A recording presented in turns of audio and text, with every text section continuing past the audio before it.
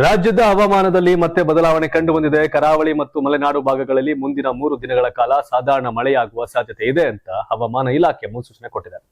ಆದರೆ ರಾಜ್ಯದ ಬಹುತೇಕ ಒಳನಾಡು ಜಿಲ್ಲೆಗಳಲ್ಲಿ ಒಣ ಹವಾಮಾನ ಮುಂದುವರಿಯುವ ಸಾಧ್ಯತೆ ಇದೆ. ಕರಾವಳಿ ಕರ್ನಾಟಕದ ದಕ್ಷಿಣ ಕನ್ನಡ, ಉಡುಪಿ ಮತ್ತು ಉತ್ತರ ಕನ್ನಡ ಜಿಲ್ಲೆಗಳ ಬಹುತೇಕ ಭಾಗಗಳಲ್ಲಿ ಇಂದು ಸಾಧಾರಣ ಮಳೆಯಾಗಲಿದೆ ಅಂತ ಹವಾಮಾನ ಇಲಾಖೆ ತಿಳಿಸಿದೆ.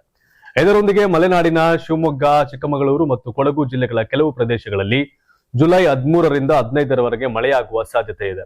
ಈ ಭಾಗಗಳಲ್ಲಿ ಮೋಡ ಕವಿದ ವಾತಾವರಣದ ಜೊತೆಗೆ ಮಧ್ಯಂತರ ಮಳೆಯಾಗುವ ನಿರೀಕ್ಷೆ ಇದೆ.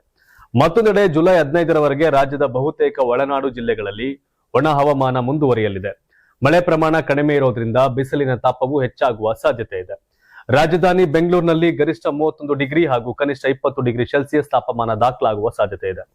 ಮಂಗಳೂರಿನಲ್ಲಿ 30ರಿಂದ 31ರಿಂದ 26, ಶಿವಮೊಗ್ಗದಲ್ಲಿ 30ರಿಂದ 22, ಮೈಸೂರಿನಲ್ಲಿ 31ರಿಂದ 21, ಮಂಡ್ಯದಲ್ಲಿ 32ರಿಂದ 21, ಮಡಿಕೇರಿಯಲ್ಲಿ 26ರಿಂದ 20, ಬೆಳಗಾವಿಯಲ್ಲಿ 22ರಿಂದ 22 ಡಿಗ್ರಿ ಸೆಲ್ಸಿಯಸ್ ತಾಪಮಾನ ದಾಖಲಾಗುವ ನಿರೀಕ್ಷೆ ಇದೆ. ಇನ್ನು ಉತ್ತರ ಕರ್ನಾಟಕದ ರಾಯಚೂರು ಮತ್ತು ಯಾದಗಿರಿ ಜಿಲ್ಲೆಗಳಲ್ಲಿ 34 ಡಿಗ್ರಿ ಸೆಲ್ಸಿಯಸ್ ಗರಿಷ್ಠ ತಾಪಮಾನ ದಾಖಲಾಗುವ ಸಾಧ್ಯತೆ ಇದೆ. ಕಲಬುರಗಿ, ಬಳ್ಳಾರಿ, ವಿಜಯಪುರ ಸೇರಿದಂತೆ ಹಲವು ಜಿಲ್ಲೆಗಳಲ್ಲೂ ಬಿಸಿಲಿನ ವಾತಾವರಣ ಮುಂದುವರಿಯಲಿದೆ. ಕರಾವಳಿ ಮತ್ತು ಮಲೆನಾಡು ಭಾಗದ ಜನರು ಮಳೆಯ ಸಮಯದಲ್ಲಿ ಅಗತ್ಯ ಮುನ್ನೆಚ್ಚರಿಕೆ ವಹಿಸುವಂತೆ ಹಾಗೂ ಸ್ಥಳೀಯ ಹವಾಮಾನ ಇಲಾಖೆಯ ಸೂಚನೆಗಳನ್ನು ಪಾಲಿಸುವಂತೆ ಅಧಿಕಾರಿಗಳು ಮನವಿಯನ್ನು ಮಾಡಿದ್ದಾರೆ.